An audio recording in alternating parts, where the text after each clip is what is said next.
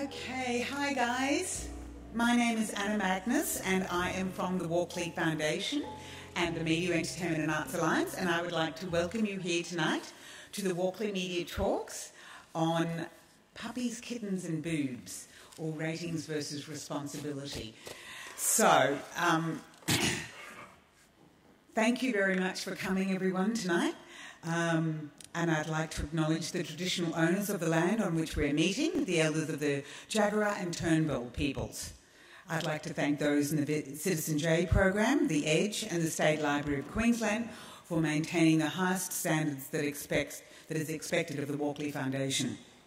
Before we begin tonight's discussion, I would like to bring to your attention a few important Walkley Foundation Media Alliance events. The Queensland Clarion Awards, which are the state's premier media awards, will be open for entry next Monday. So I would like you to log on to the website at clarions.org.au and have a look for all the entry details, because the entries are only open for till the 5th of July. Now, the next item that you'll see on your desk, on your tables, are information about Storyology, which is, I've lost my page here. I wish I didn't do that. Yes, the Walkley Foundation is presenting a 4-day event in August, but it's got a twist to it. Storyology is for those who write the words to create compelling narrative, whose imagery and sounds convey a world beyond language, whose technological balance allows well-told stories to cross the globe and traverse borders. Please have a look at those, the flyer on your tables, for all of the information. So, without further ado, let me introduce Ursula Sigerman, who is the Director of News of the Citizen J program. Ursula?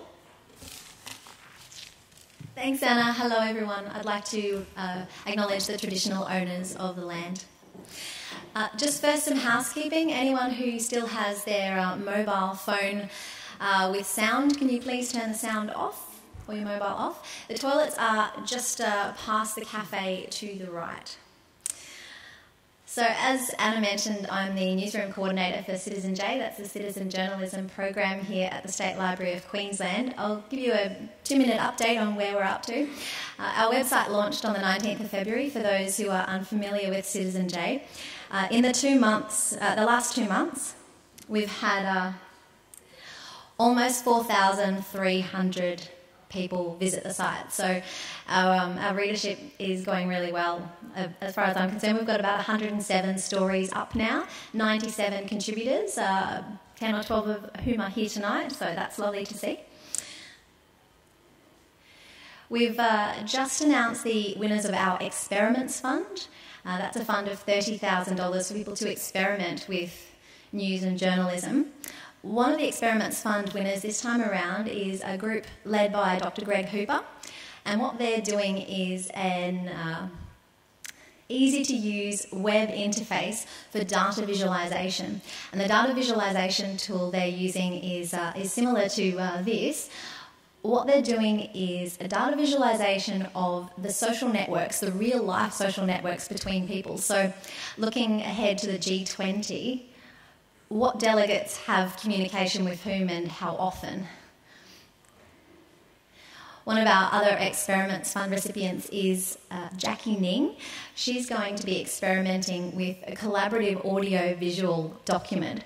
So she's looking for people to participate, interview academics interview themselves, looking at the media and mediums, for example, television, radio, newspapers, etc., looking at the media and how it's changed over time. We also have an experiment where a bunch of fellows who are tech industry regulars around Brisbane are putting together the Tech Street Journal. So that's tech industry news for the industry, by the industry. And Heather Anderson is an academic who will be researching the Citizen J program, asking who are the Citizens J, who wants to become a citizen journalist and why. Upcoming projects include a faith megastory. So we're asking the question, what does your faith mean to you today as a Queenslander, or in fact, lack thereof.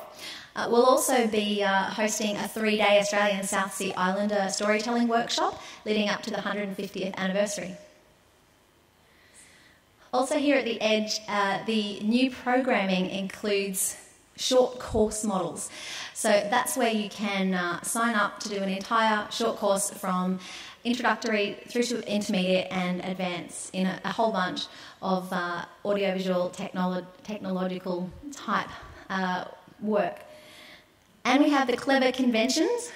These are wonderful monthly chats where you can come along and hear industry professionals talk about really cool things. The next one coming up is about lingo droids, and these are robots that essentially create their own language and talk to each other, so it's really interesting. Just go onto the Edge website if you want to book for that.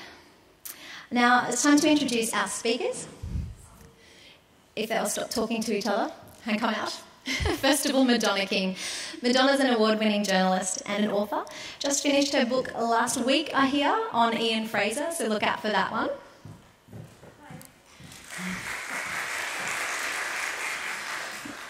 Chris Walker, the managing editor of Channel 10's The Project. Chris was actually part of the initial setup of the project. Really interesting programming. And lastly, Francis Whiting. Francis is a journo and a senior feature writer for the Courier-Mail and Q Weekend magazine. Also just finished her book last week, I believe. And lastly, to our chairperson, Anthony Frangi. Anthony's had about 20 years media experience. He's done a bit of everything, very versatile in radio and television, and currently the content director of News Talk 4BC. Now, during the conversation, you can tweet #Walkleys if you have a comment or a question. Thanks and enjoy the evening. Thank you, Ursula, and good evening, ladies and gentlemen. Welcome to tonight's Walkley Media Talk. And what an interesting topic we have to unpack over the next hour. And I hope that you'll be tweeting, and I hope that you'll be raising your hand to ask as many questions or comments as you wish. The topic, of course, is puppies, kittens and boobs, ratings versus responsibility. And often what the audience says it wants and the reality of audience trends are very different things, as we'll explore tonight. And over the years, yeah, okay, I'll admit it, I've delivered many stories on puppies and kittens and the occasional boob story for commercial and the public media. But I'd have to say that I don't mind a good dancing cat yarn when I see one, especially Tinky when he's dressed or she's dressed in some kind of tutu and a little tiara. Because they're the kind of stories I think people want to read about or watch about today. And if that's not enough, how many of you will publicly admit tonight that you've logged on to that video, procrastinating has never been so cute when it comes to cats? Or are you satisfied when you find out about that kitten that was a stowaway from China and landed safely with the plane in the US? And that's until you come across a really interesting story or an article from an anti-cat lover who says that I hate their cute little paws and their perky ears and the way that they gracefully leap their pieces of furniture as if the floor is lava. And I hate the way they always land on their feet. And I hate the way that they lie on their backs and look up into my soul, as if not by petting their bellies immediately, I am sending them into an inescapable spiral of depression. And most of all, I hate it when they rub up against my legs and emit coy meows. That story in itself, no doubt, will generate a great deal of interest. And still on the subject of cute animals, before we welcome our guest, did you know that Hitler was kind to puppies? Now, is that not worth a feature and an 8-part documentary and a radio series on SBS, I ask you? So these are the kind of stories that you've got to find answers or solutions to. And of course, when you look at a movie like Red Dog and all of those wonderful feel-good stories that generated as a result. So tonight, we ask this: why shouldn't media organisations respond to such demand and increase the number of stories about dancing cats, about the stowaway kittens, about Hitler's devotion to puppies? I mean, ACA tackles those kinds of stories every night. And how can commercial media organisations survive if they prioritise significant stories that don't attract high audience numbers? Now, perhaps we have it all wrong. Dispense with the puppies, do away with the kittens and go straight for the boobs, because they, when you look, are a ratings winner every time. But where's the responsibility?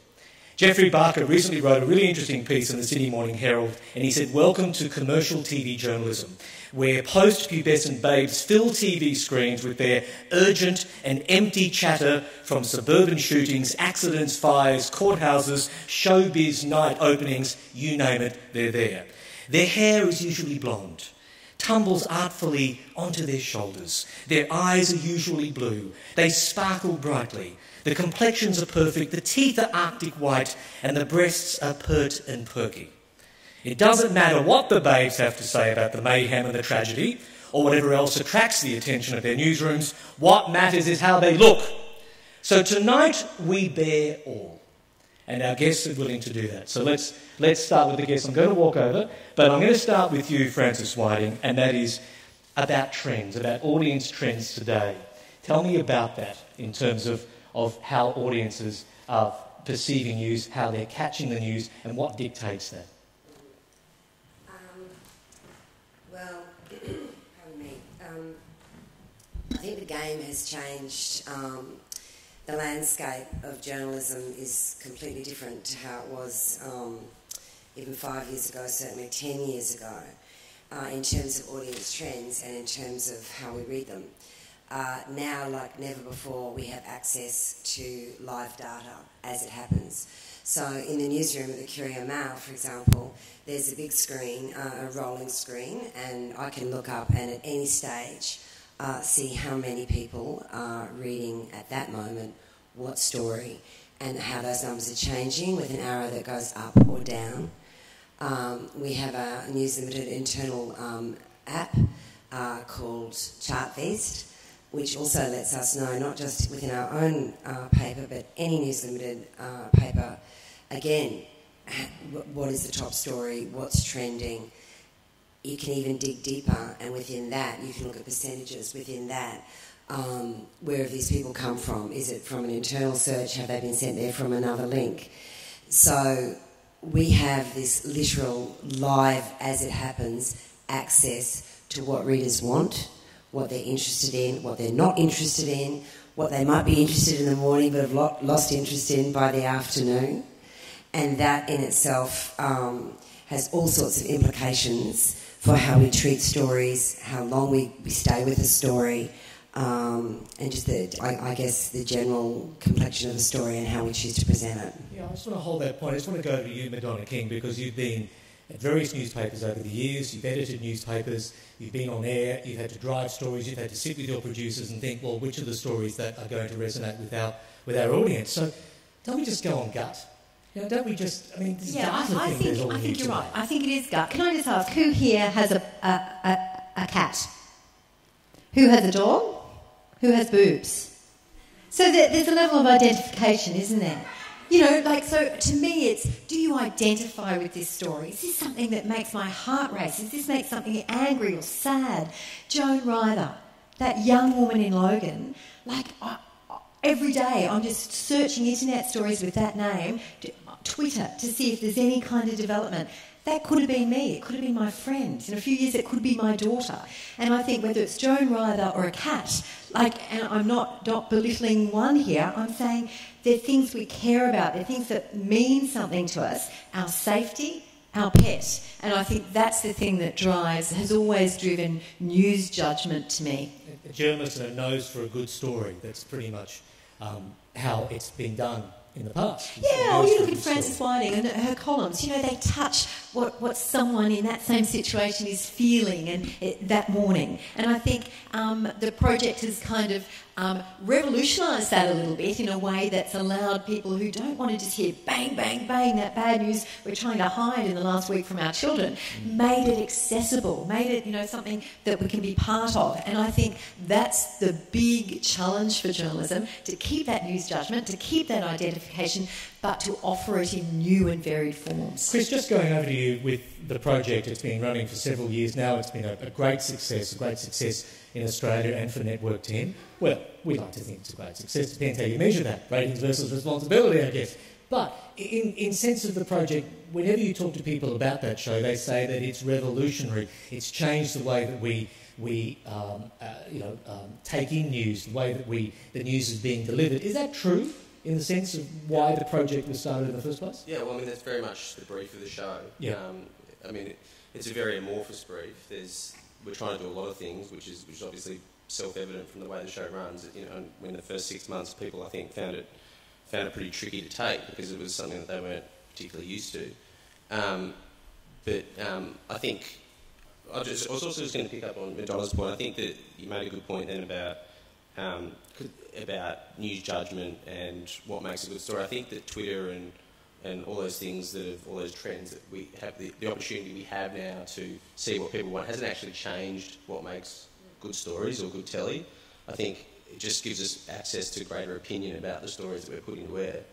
And I think that, and I was saying to both the ladies before that for me, on our show, Twitter and Facebook and Zbox and all the other stuff, has been a huge benefit to us because it gives us that access, but it's also been something that we've had to overcome in the sense that we sometimes would think to knee-jerk about a particular story because people have been very negative about it, or people say, well, why are you talking about that, or who gives us stuff that Eddie Maguire's been racist today, or etc., etc. Plus we're a national show, so it makes it tricky because some states don't care about what other states are on about. So New South Wales might be a great story, but people in Queensland may not even think it's on their radar. Correct. Well, I mean, yeah, that's exactly. I mean, Jill Maher's not a good example because she probably transcended it, but you know, there's plenty of examples where, you know, I mean, particularly sports stories.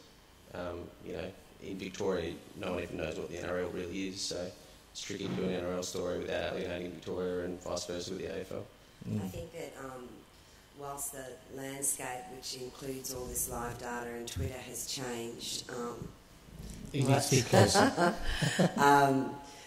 what hasn't changed, and I suspect what will never change, is exactly that, also looking at that, but also trusting your journalistic instinct and what your gut is telling you. Well, let me ask you this, Francis. In all the years that you've been writing stories, how many have you come across and you won't touch for ethical reasons?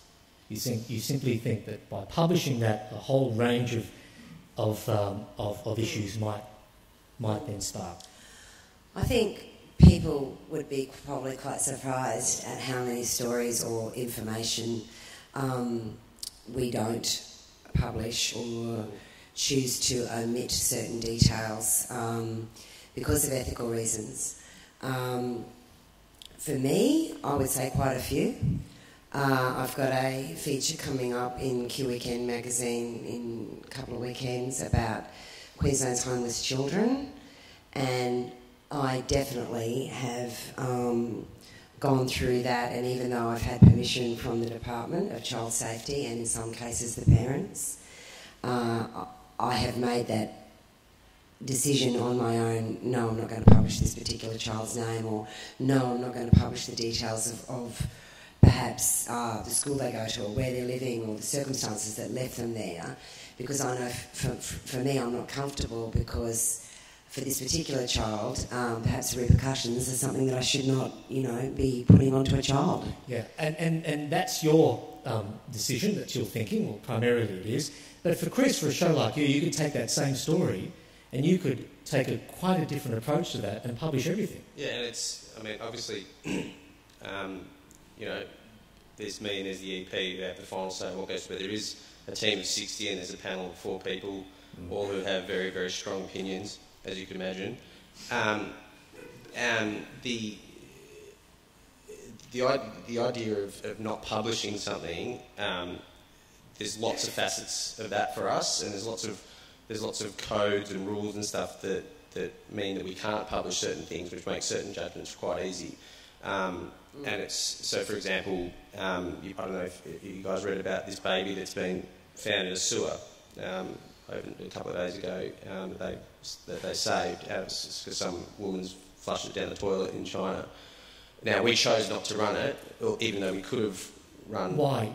Why? Well, in that case, because we're a family show, and we're on from 6:30 to 7:30, so you would have been smack bang during your dinner, and you would have been seeing a little baby being pulled out of shit and pipes, and it was really like confronting stuff. So that was kind of an easy one. But then when you look at something like the London hacking story, which if you were to view what ABC, Channel 9, Channel 7, us, Channel 10 News did, there was a sort of a variety of approaches because there was lots of issues at play. There was the idea that he was spreading propaganda that's not necessarily helpful to anyone other than sensationalism. All the blood on his hands and on the knife and stuff, there's a gore factor. So they're all decisions that you make, and you've got to make them fairly quickly. And Madonna, for you, I mean, how difficult is it on a daily basis for you making decisions? I see it slightly different from my colleagues. I like to go from the point of view that you try to get whatever information you can out there, because it's not my job to censor it. But then there are laws, there are child custody cases, there are divorce cases, there are family reasons. I agree with that. Yeah, and so that then forces you back, and sometimes you don't want to because you think it's up to a reader to decide whether they like this or not. I always get intrigued by the Australian, a broadsheet, that they can run the most horrible picture from war of a body by the road. Like, I would never do that. I don't like that.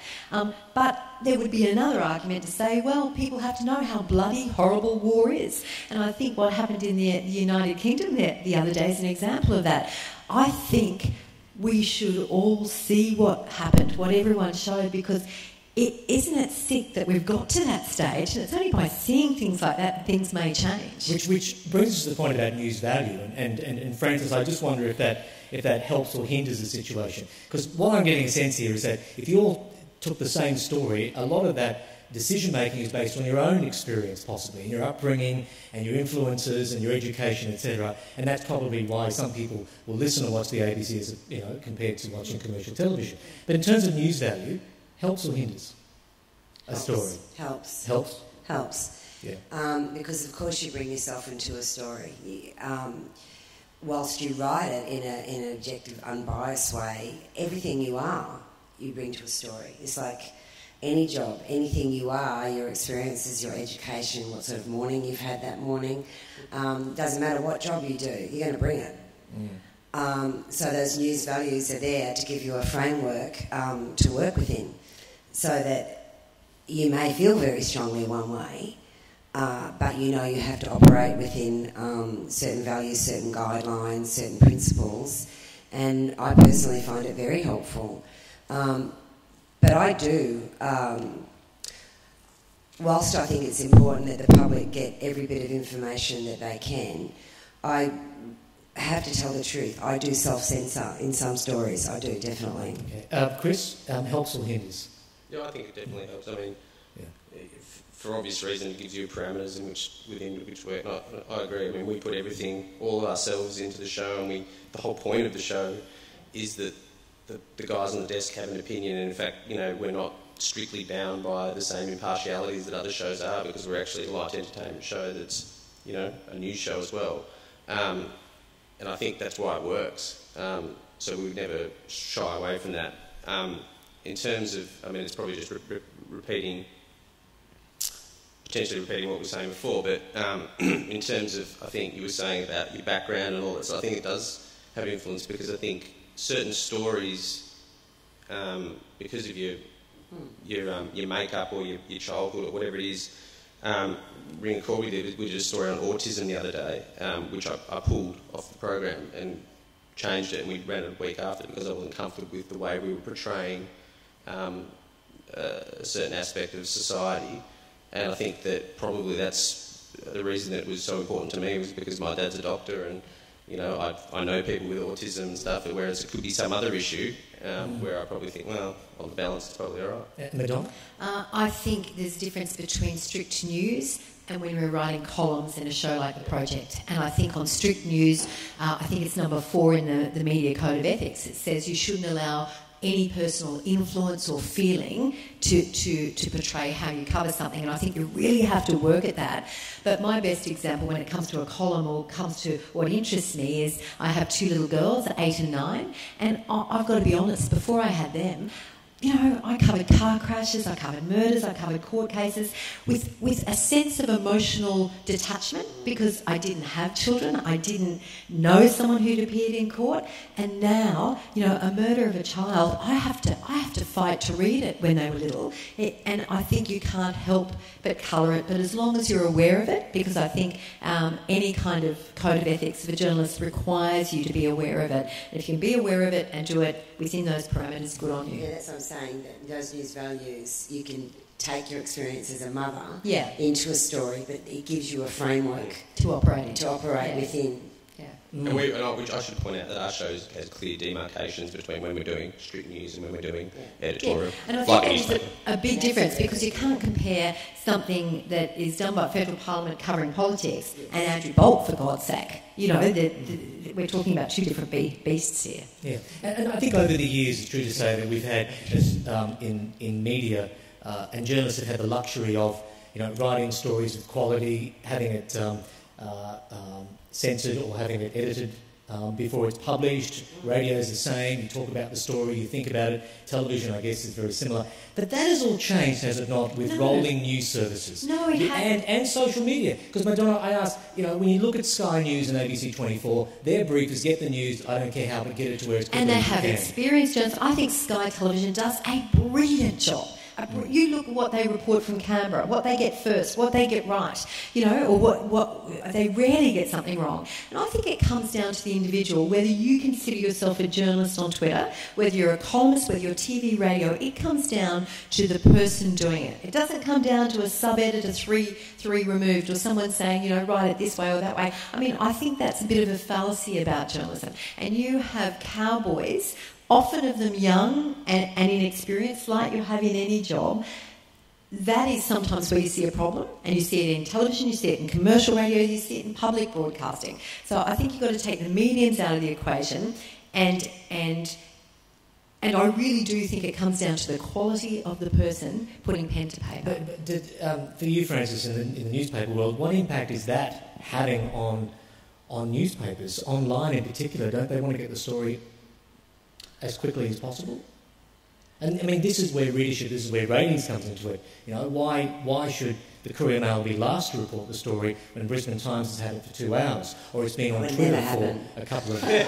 That doesn't necessarily mean it's wrong when it's online. No, but I'm saying the pressure is, there's the added pressure now, because we had the luxury in the past of waiting perhaps overnight to run the story, a couple of days to run the story if you have an investigative journalist. Has that all been thrown up in the air and we haven't really caught it yet because we really don't know what we're doing? No, I think that the entire media is in a situation now where it has not been for, well, ever. The landscape is changing as we speak. So what we have to do, and I think what we are doing, is we're trying to learn. We're trying to learn to operate in a new way, and you've got to play to your strengths and weaknesses in that. We have some, in our newsroom, we have some young guns that are very good at that 24-hour news cycle, writing this version for the digital, writing this version, let's get this up on the video, let's do a link to here. And then we have some older, more experienced dinosaurs like myself who are learning slowly but surely. So the nature of the beast is changing, but the beast itself remains the same. We've still got to get good stories out there, well told, accurately told, fairly, written in such a way that people want to keep reading, whether they're reading it in print, online. However they're choosing to digest their news, it doesn't change the fact that the content has still got to be of a quality that's going to make people... It does make it hard to be accurate. Click on. Yes, I think it probably does, but we're learning to do this in new ways. So we're learning to operate within the parameters of this quicker landscape. And Chris, that's right. I just want to go to you because your show is on at 7, right? 6 End of the day. 7. Sorry, 6. 6 to 7. It's on at 7. Yeah, 7. It's in the middle of it. Okay, so we've got this show of yours that you pretty much have all day to look at the stories that have made news, making news, about to make the news, whatever. But obviously you have a brief. Is that harder for you because we want news now, we want current news now, we want to know the developing story now, we don't necessarily want to reflect on what's happened today? Or are people still interested in reviewing the day's news on a program like this? I mean, our show's a mix, obviously. We have stories that we review. I mean, the idea of having comedians and experts and panellists is to review. I mean, obviously, if news was literally coming in every minute of the show, they wouldn't be across it enough to actually have anything intelligent to say about it. But I think it definitely, for a show that's as heavily produced as our show, it's obviously got slick graphics and commercial music, and it's a huge slog to get it from nothing to a nightly show. It does make it tricky, and I think it probably makes it tricky for everyone. But I was saying before the example of the Boston shootout when there was Twitter and stuff coming and police CBS feeds, what do you call them? The radio feeds coming up, and someone got reported as being two people got reported as being the bombers. Which came out on Twitter. Now, one of the people didn't even exist, and the other person ended up being someone who was missing and eventually committed suicide. And we didn't report the first person, but we said that there are reports that one of the bombers is, I think his name is Sunil Tripathi. Anyway, it ended up obviously that it wasn't him, and we regretted doing that. And we actually got his sister on the Monday night to apologise to her directly and to talk about the case of finding this missing guy. But it does make it harder because we were like 36 minutes into the show and this information was coming through, and one of our more senior producers had to make a decision about whether to, and we obviously framed it with language. It reports that, we didn't say that it's a fact, but still, that potentially was hurtful for someone else. So was that report just on Twitter, or was that on? Oh, well, I think it was. by then, it was on everything. Yeah. It originated in this really spurious way on Twitter, but by then it had been on every other network, and it was all over online. So we were by no means on our own, but that doesn't necessarily mean. So there's a level of responsibility there, and Madonna, I'll get you in a moment. I just want to ask you one more question, Chris. So, taking that, ratings is still number one. You have to rate. That's the brief. Well, I mean, if you didn't rate, then I wouldn't be here talking to you. But it's not ratings or responsibility. Yeah. It can be ratings. I don't think they're mutually exclusive, and I think our show is a depiction of that. Yeah. It's very rare that we have to sacrifice our responsibilities. In fact, I would try and sit here and say that we don't ever abdicate our responsibilities. You obviously have to balance them, but most of our show, I think, fulfills both. Madonna, is it getting harder today in terms of appealing to an audience and maintaining an audience, whether it's on radio, whether it's online or on TV? Yeah, it's such a fragmented audience, I think. And is there any young journalists in the audience? One thing that hits me when you see TV and you see someone giving a big press conference and everyone turns around and they're tweeting back to their newsrooms. And I taught at QUT for a few years, and one thing I used to always say is let everyone else ask the questions. Just let them ask the questions. You wait till the end. Take a step back, look at the context, and then you go and ask your questions when no one's listening. And I think hopefully we're not losing that in our coverage of stories, because I think there is a big audience for that quick Twitter, but there's also an audience for that thoughtful step back, what does this mean, and asking a question that your colleagues don't get, because at the end of the day, break a story. Well, I mean, Francis, over to you about ratings, or in your case, more hits online or more papers to sell. I mean, how much pressure is there still today to sell more newspapers? Is that still driven into many of the journalists? Find the stories, let's sell more newspapers because that's the business we're in. I think anyone that said that we weren't in it to get more readers or viewers or listeners would be lying. Of course we want more readers, viewers, listeners. Individually, as a journalist, you don't have anyone saying to you, come on, get out there and sell more favours, Frances Whiting. You go and walk up and down Campbell Street. I guess it's about... Would that work? That is, yeah, probably. Depends what she was wearing. Puppies, Kittens. So, of course, ratings, circulation... have you ever been influenced to dress up a story or to make it more sexy or make it more emotional, make it in a way that may attract or get more reaction? So you came up with an idea or a story and then someone has influenced you and said, I want you to dress it up? No. Okay. Chris, I'm just going to leave it there. Chris, what about you, Except well, I'd be the one asking them to dress it up. You'd be asking them? Oh, yeah, but I think dressing it up has a negative connotation to it. Yeah. You'd have to give me an example, because... Let me give you an example of where it's good. Yeah. There are strict media guidelines on how you cover suicide, as there should be. But it's not something that we shouldn't not talk about. We should be talking about it because it affects so many young people. So if someone dies by their own hand, that might be a paragraph or something you may not cover. Dress it up means you go and find 20 teenagers who have committed suicide. You go to their families, you go to Beyond Blue, you do a whole campaign around youth suicide. Dressed it up, yes. Proud of it, yes. So dressing up doesn't have to be negative. I think it's how you do it. But we dress up things all the time. We package things. We put music behind things in radio. Dress it up means, I'm not quite entirely... with what Madonna's saying, yes, I've done that. Yeah. Okay. But for example, let's interpret dressing up another way. You probably need to find a negative. Okay. Well, let's say that it's election time. The Prime Minister wants to get out and about. Doesn't necessarily like appearing on some shows. You find that having politicians on your show doesn't necessarily get the ratings. But the Prime Minister says, "Look, I'll do something outrageous. I'll sing a song. I'll recite poetry. I'll do whatever it is." You have to do it? Well, no, I'm joking. It would just be so interesting to see her sing. That's such a... But you would do it for what reason, and what reason only? So she was going to come on, she was going to sing. There's no way Well, let's say she's a singer. She's a singer and she hasn't ever sung publicly. Well, then we'd be the perfect show. We'd probably be the perfect show for her. Yeah. Because we would treat it with the right tone, I would think, which is what the fuck is going on here. And what tone would that be? Well, it would be, what are you up to? Why are you singing now?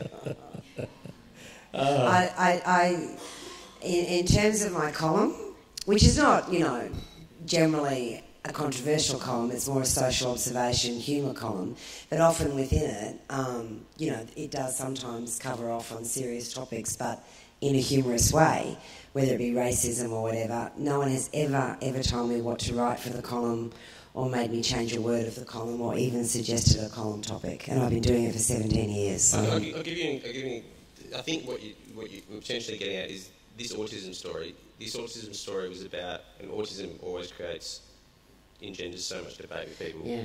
And this woman rightly had a doctor diagnose her child at 2 years old as autistic, and didn't think that conventional therapies were the only way to go, and started on a regime of a weird diet with beans and fruits and all this sort of stuff. And then when the kid was 11, he no longer qualified for an autism spectrum.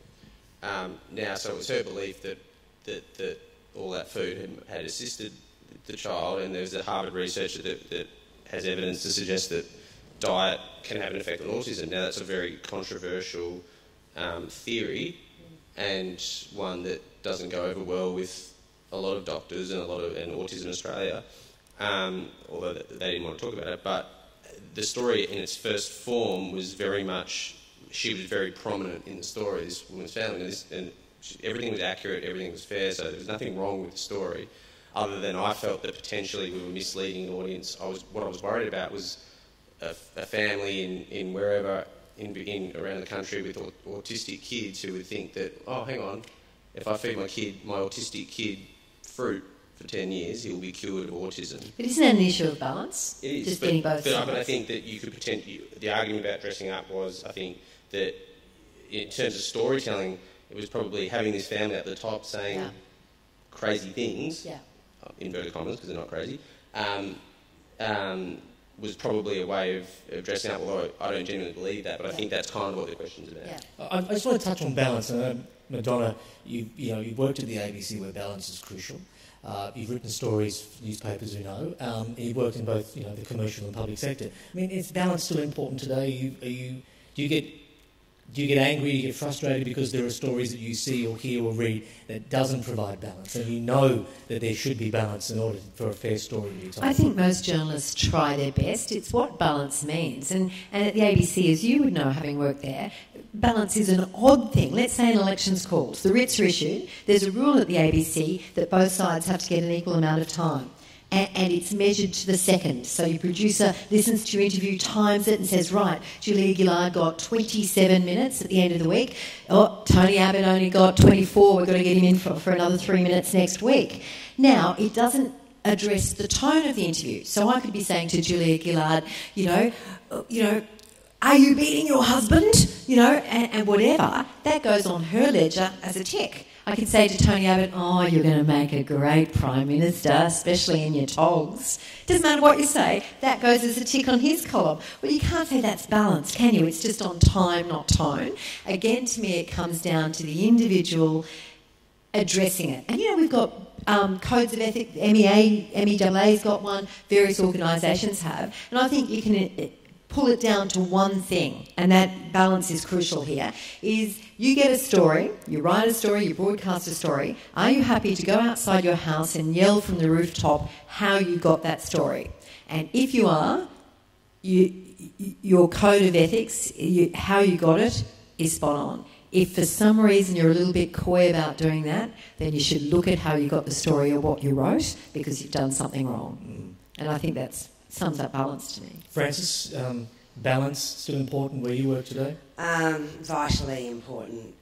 So with Q Weekend in particular, so the pieces I write for Q Weekend are much longer features, so we're talking between 2,000 and 4,000 words per feature. And the nice thing, I suppose, that hasn't changed in journalism is in your magazines, we still have that lovely luxury of a longer read, a longer lead-in time to make sure you get that balance. So, say for example, a few weeks ago I did a story on foster care in Queensland. I knew when I read it was very much leaning towards, when I read back, it was really leaning towards a bit of a doc-spashing document. I could see that. So then I quite consciously thought, okay, I need to now balance that and go to docs and talk to them about some of these charges and get their response. Because readers, generally, they're not... If you sell them a pup, or if you are incredibly biased in one direction, they're going to pick it up and, boy, are they going to let you know.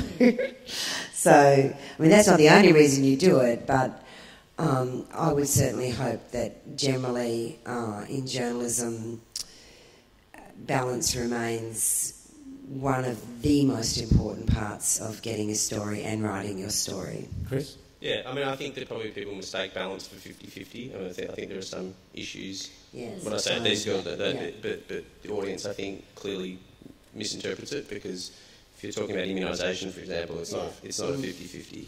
Correct. And so we have taken the stance that we will not even listen to the other side, and we get criticism for it, because there is a portion of the population that is anti-vaccination.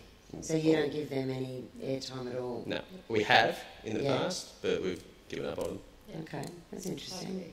And you're influenced by, say, any political party or government in power that comes to you and says, please run more stories about X? No? No. Madonna? No, I've never, on the ABC, on 4BC, the Australian Daily Telegraph, Courier-Mail, I have never ever been told to write a particular story. And you'd only be asked once because you wouldn't stay. Have you ever been, asked by, not by your colleagues, but by outside influences that, like parliamentarians? Oh, of course, they lobby you all the time. This is a great story. Write a column on this. But you can say no. I was offered a car. Really? Yeah. I was offered something more than that once. Although, car had been worth more, I reckon. Did you end up taking the car, Francis? No, have you seen the car I drive? Then you would know.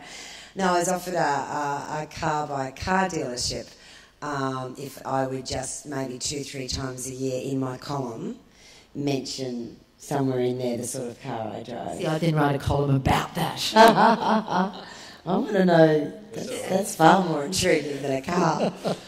I'm going to ask the questions from the floor in just a moment, but I just want to ask each of you. I'll start with you, Francis, is about, you say media landscape is evolving before our very eyes. Do you know where it's going? Do you have your own thoughts of what it will look like in 5 years?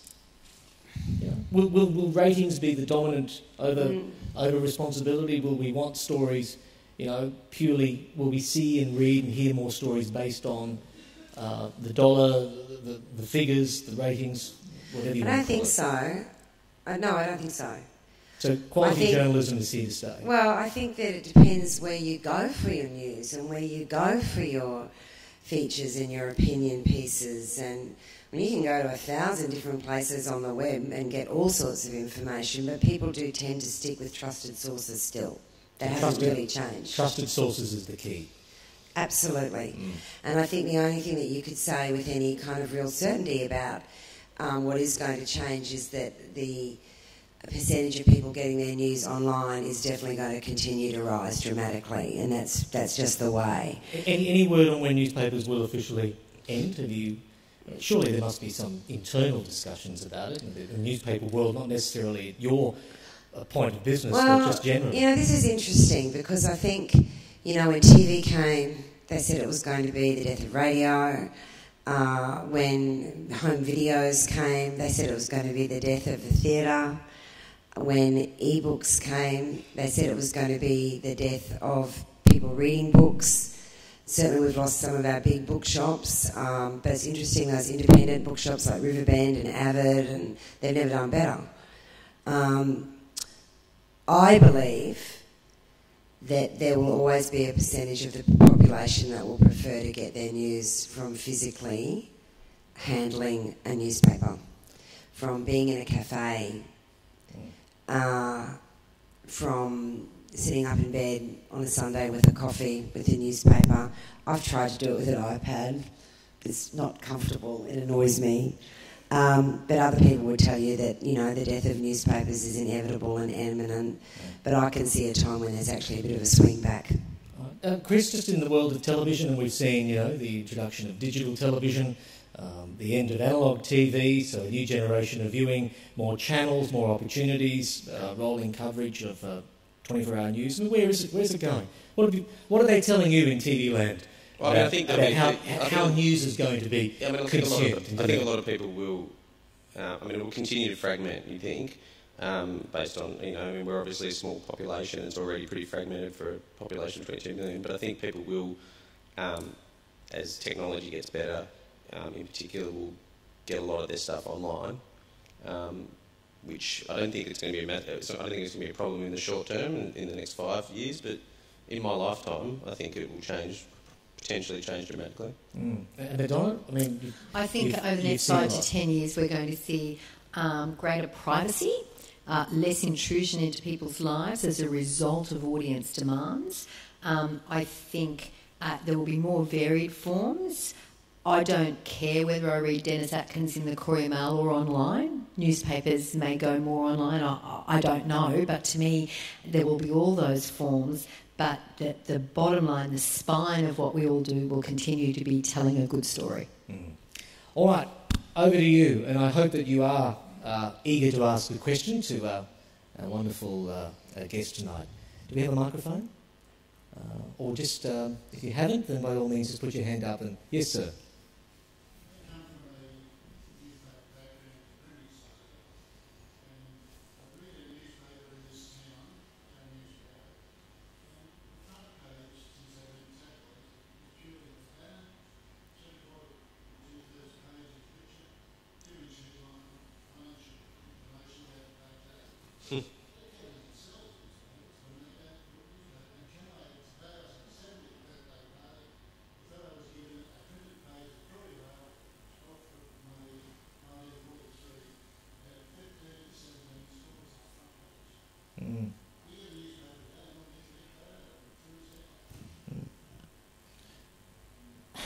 Yeah, look, I'll respond. I don't know, but I would suspect that the audience research has shown more people want that than 15 stories on the front page of a tabloid.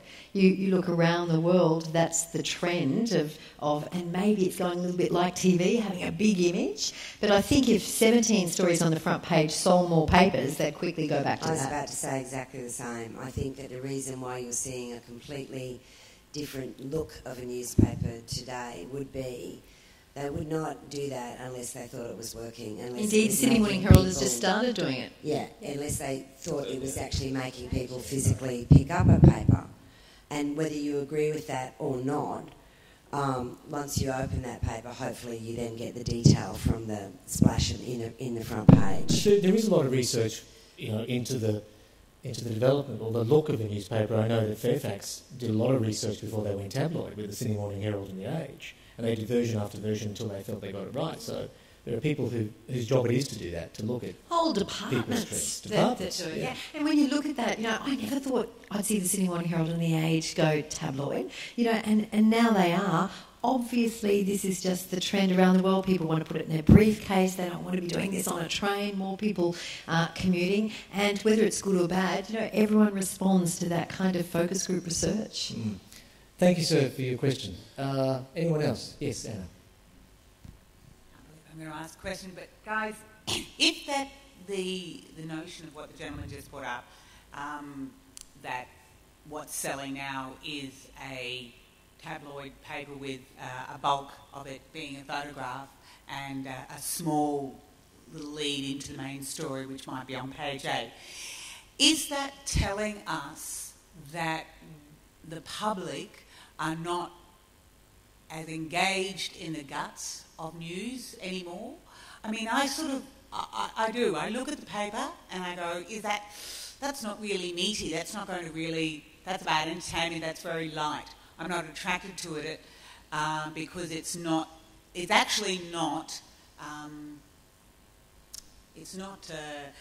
reaching a high level of what I would call news. It's pretty picture, right?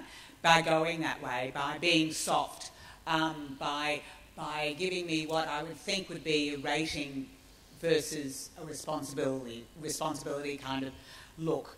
Is that what the audience? I mean, obviously that's what, from what you said, Madonna, that's obviously what the audience are saying that they want to see.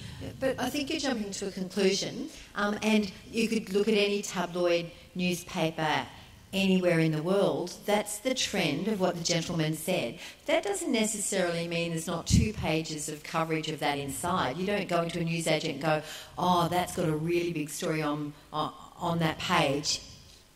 That's intrigued. More people would be intrigued by a photo of this Joan Ryder, or her husband. That's going to make me pick up the paper before no picture of her and all copy. So I think it's a way of catching people's attention. I don't necessarily think it's a barometer of how much work's gone into a story, whatever the paper is.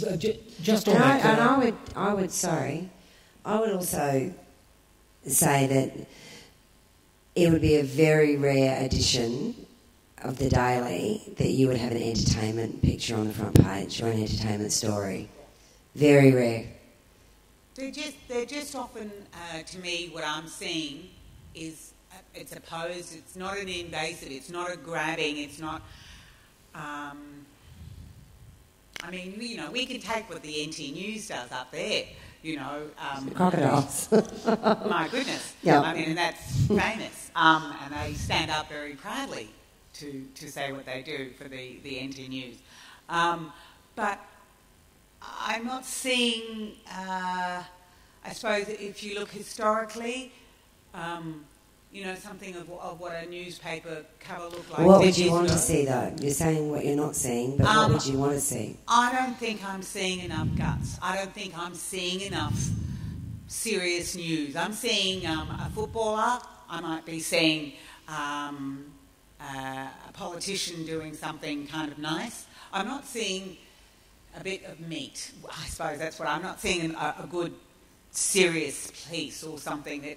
That's because of, is it because of the shape of the newspaper now, is the tabloid size? and that we've moved out of the broadsheet? No, I would say a picture of Joan Ryther on the front page, or the picture of the ref that was murdered. I don't... You do see football, but the footballer story that I think was on the front page of... I don't think it was the Courier-Mail, I think it was the Daily Telegraph. It is a really interesting case that relates to alleged abuse, not him being a footballer.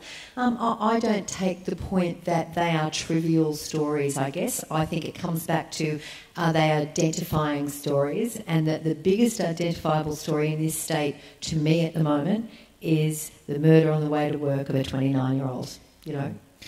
And the more it stays on page one, the more likely we are of getting the bastard responsible. Just a quick question to you, Madonna. I just wanted to then ask the panel just another about social media. But you've been an editor, so what constitutes a front page story? I mean, what do you take? Something that gets your attention, and But how do you know that? I mean, what are you basing that on?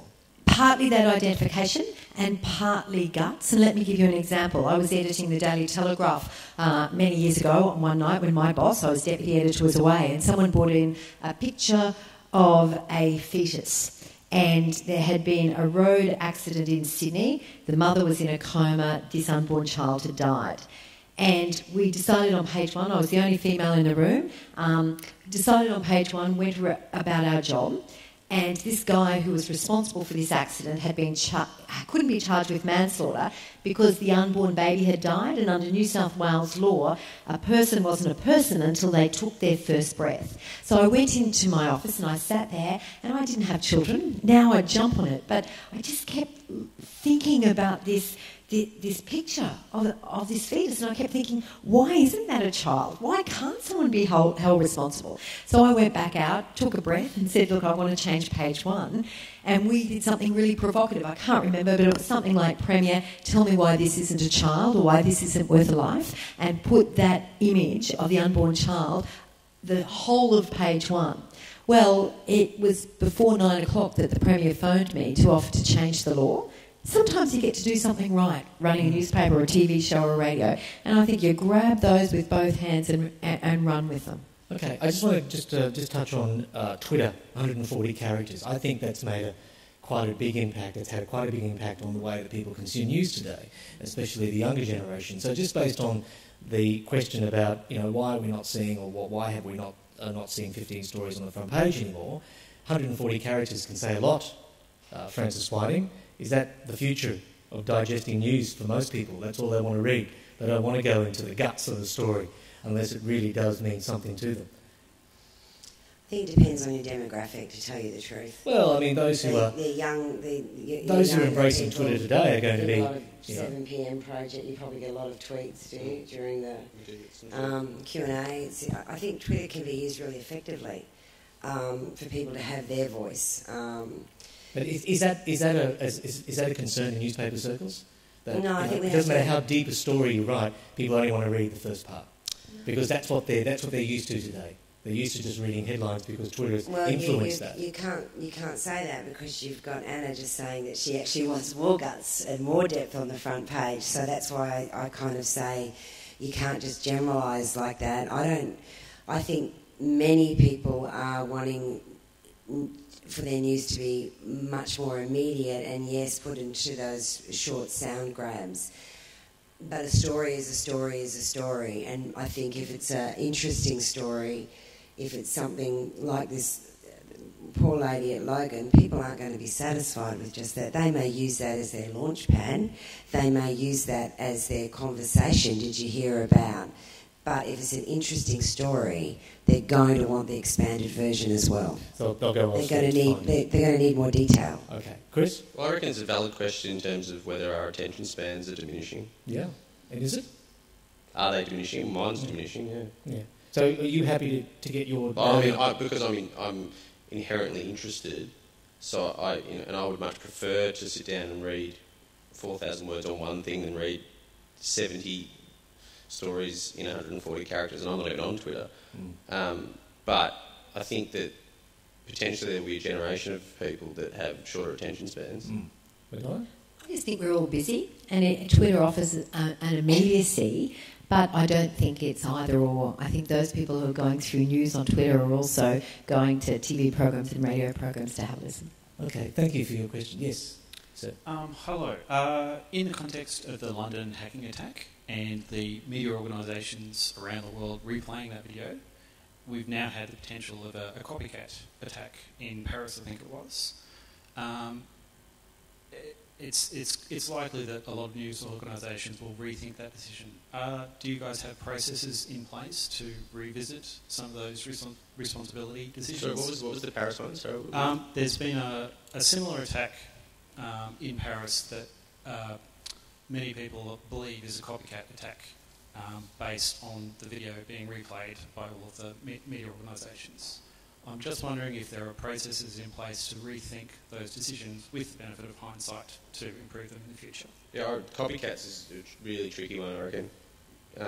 Obviously, particularly with TV, because TV has so much impact on people, because it's so visual. We think a lot about copycats all the time. I don't have an answer for you in terms of each individual case, because it's something that we do think about on an individual basis. Other than to say to you that we have rules and regulations around it, and we have our own policies, but it's not one that I think you will ever get over a long enough period of time 100% right. I would have thought. And I think, where do you draw the line on copycats? You know, there's a murder. Do you not report that because it may lead to a copycat? That's one point. The other point is, I saw that on Twitter, that video, so many times before I saw it on a TV that night. You know, because it was done on people's mobile phones. That was transferred. It was put on Twitter. It was uploaded on websites across the world. So in some ways, the traditional media were probably more conservative in how they treated it. But there should always be those things to sit back and think, well, what effect have we had? Suicide is the big one, probably, I think. Yeah. Thank you for your question. Yes.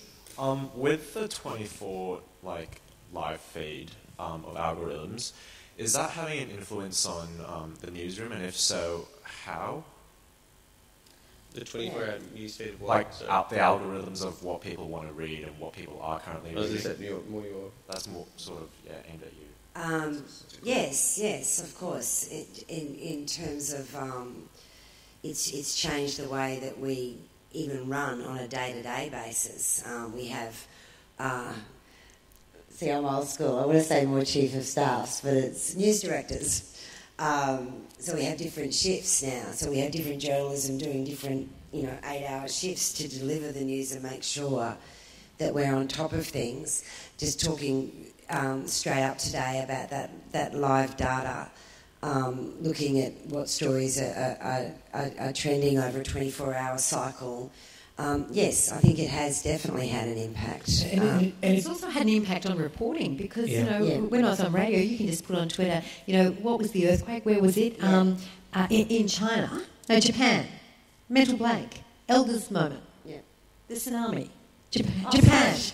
And so we just put on Twitter, are you in this region? Are you being affected by the tsunami? The next moment, people are just tweeting back with their phone numbers. We're on radio calling them simultaneously and they're describing it. The journalists never had that opportunity previously. You're going through white pages or the internet. Before the internet, it was even harder. So it is a friend and a foe, I think. And I just wanted to question for all of you is, because of the rolling news today, a story that you might hold for the Courier-Mail tomorrow, when do you decide we need to publish that online now in case we miss it?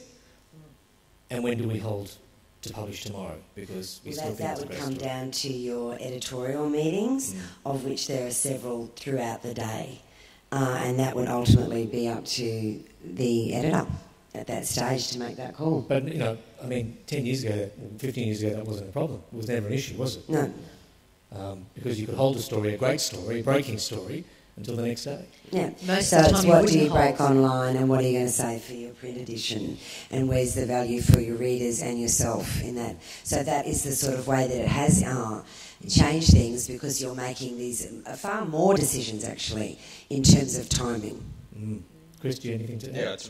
Yeah, it's a real bastard for us, because we could have the perfect show set up and then Hazel Hawke dies and then you've got to rethink it.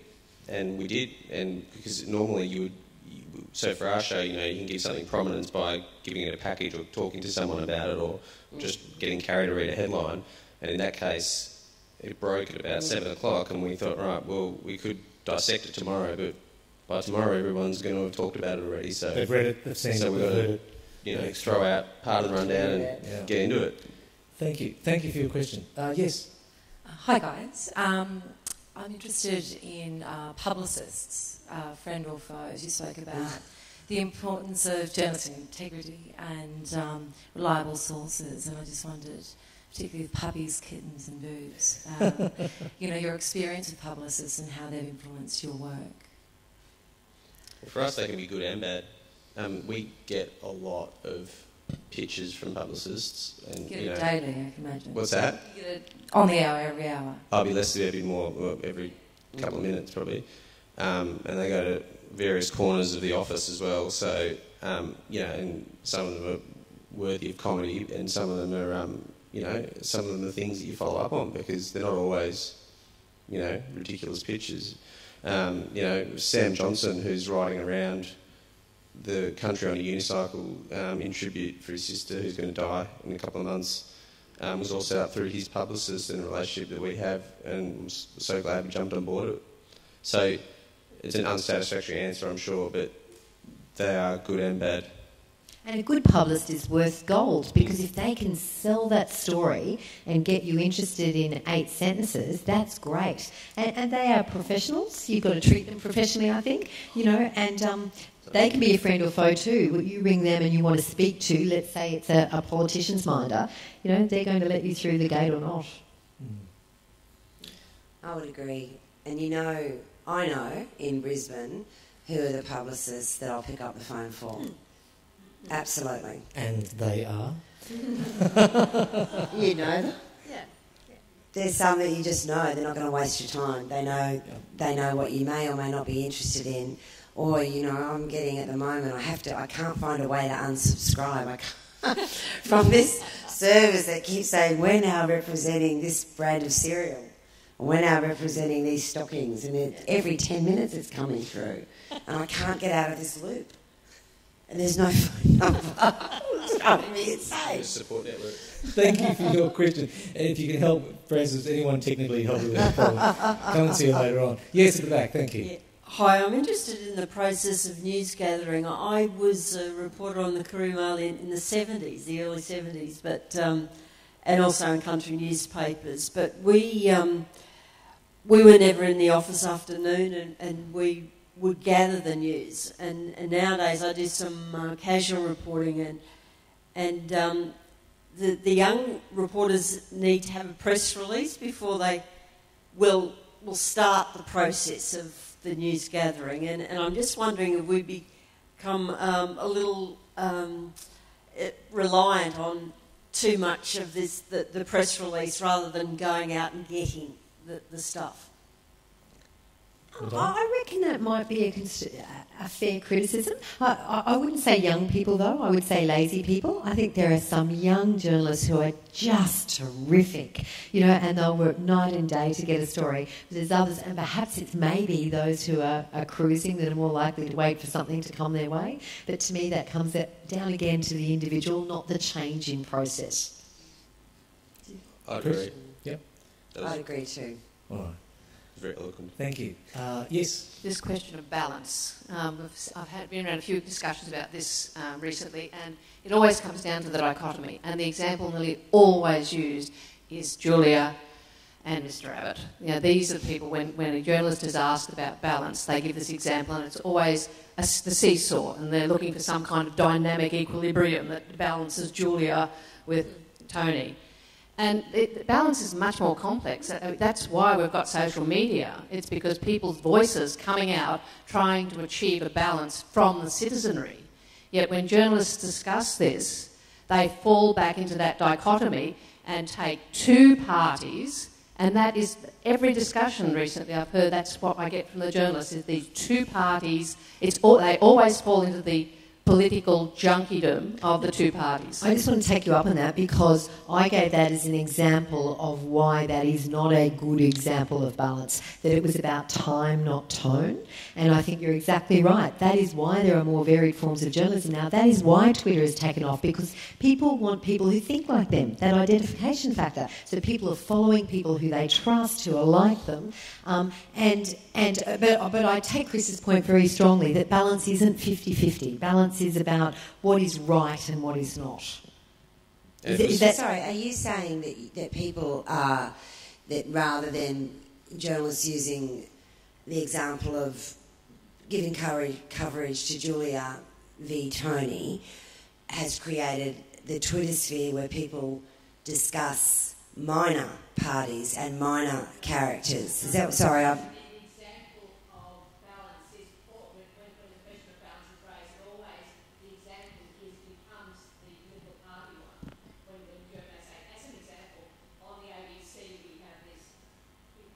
I was saying that was bad, though. The response that the citizenry has is that they have tried to find Twitter is just one example. They're trying to find other ways because balance is dynamic. It's like the solar system is in balance. It's much more complex than us and the sun. It's a complex interweaving, and I think social media is presenting that complexity. And I don't know. I'm not seeing that degree of complexity being met and responded to within mainstream media. Thank you. Yeah, we're going to talk more about that over drinks very soon. Thank you at the back. You should be up here. Yes, yes. About 8 years ago, I started an online news service before they were really going online. And one of the things we did, we actually had a newspaper, as it were, that was printed off so people could read it. Now, over the years, I've just made that a hobby. And I've gone away from reading the news. Now, recently, about 6 months ago, my father was diagnosed with lung cancer and he came to live with me. Now, the thing I have to have every morning is the newspaper. He's now able to walk round to the local shop and he will not start his day without reading the local newspaper. And it's put a whole new perspective for me on what the newspaper does, because I started to read it. And I have to say, and this is for Madonna, he said, please say hello to Madonna because I love reading her articles. She makes sense. Very sensible man. But that's a demographic. The elderly still, you know, a lot of them have computers, but they still want their morning cup of coffee or tea with the newspaper. And he made the same comment that the lady down there made. Oh, there's so much rubbish on the front page. Why don't they have a real story? So he flicks through till he finds Madonna. And then he reads Madonna first, then he reads the letters to the editor, and then he reads the rest of the paper, then does the crossword. So there's still a demographic out there that wants that actual newspaper. And he likes the project too, but he said, I don't understand it all. Good on him. But I don't understand it either. Yeah, he just has to have that paper. Saturday's the same, Sunday's the same. He just has to read his paper. The day does not start unless he's read his paper. And I think it's very clear, isn't it, that Madonna should be writing every front page story. No, but you know that when you say newspaper, and that is an older demographic, your dad, and I still love that on a weekend, but on a week, if you work full-time, you've got little kids, I'm now only accessing it online. And I think when you talk about a newspaper, it may be online, it may be in hard form, and that will continue to change. I think at the brunt of it is still, it's a newspaper, whether it's online or in paper copy. Yeah. But, I mean, you know, the greatest criticism of our young today is that they're just not interested in news, or they don't appear to be interested in news. They're not... they're not going online and reading the Courier-Mail or the Brisbane Times. They're getting news their own way. They're finding their own news. They're sharing news stories via Facebook. You know, do we need to look seriously at that approach in this generation? I don't know if I agree with the premise, though, that they're less interested. I reckon kids, it depends on what age group we're talking, I guess, but under 20? Or, yeah, 20. Yeah, I would say they're teens to the early 20s. Yeah. I would say the under 20s that I know are as interested as I was when I was 20 and my mates were when they were 20. Yeah. Are they interested in news in a format that appeals to them? Would that be true to say? Yeah. Okay. So maybe that's what we need to be looking more at, in a format that appeals to them. Or they're going to grow into liking a newspaper in many Maybe, years or to maybe come. one of you have a great idea of a new form, because it is changing, and I think Inside glasses. Yeah, it drops down. But the person who can come up with what, because I agree with Chris, they are just as interested. We shouldn't sell out on our young easily. They're really interested, but we have to work harder to find the format that will really envelop them and have them as loyal followers. Part of our show is to try, part of the premise of our show is to try and get people who may not normally be interested in politics. And when we set up our pieces in a way that we think that they can appeal to a 17-year-old who can't even vote yet. It's hope that by watching your show they might then get more excited about issues and then to follow those through. So it's probably not the place to come if you want a Lee Sales, trapping Abbott interview, but it might be the place to come for a kid to get interested in politics. Okay. Yes. It's like vegetables. It's like vegetables? Yeah. When you're really young, you hate vegetables, but as you get more mature, you become to appreciate vegetables and even love them. Lovely. Yes.